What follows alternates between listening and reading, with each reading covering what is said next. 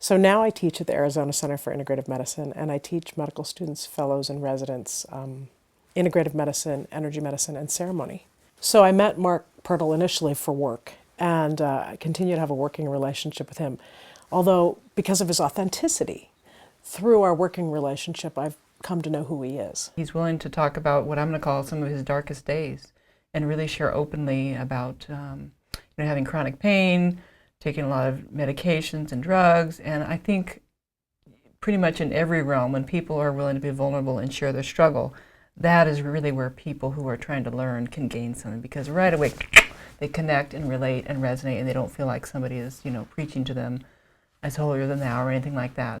Even though he has all this knowledge and life experience, it makes it seem like you're just sitting down having a cup of coffee and talking.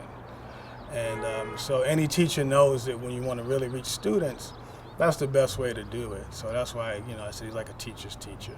It's not difficult to see when somebody is speaking from who they are as a true essence. And I get that when I hear Mark talk.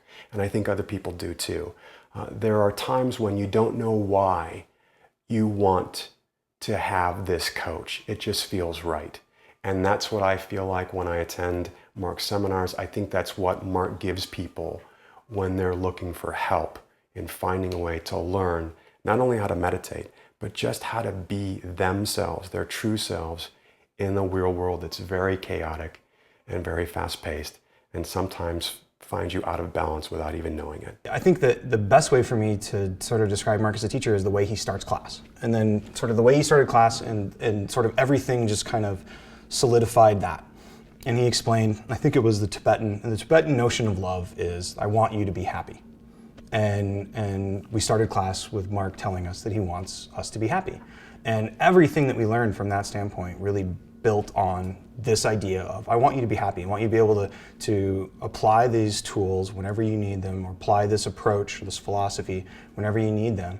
And that going beyond that 6-week time frame, you can make use of these whenever you need. And I think that was really, that was the start, and then I felt that was just sort of reiterated and sort of supported all along. One of the things I admire about Mark is that he is authentic.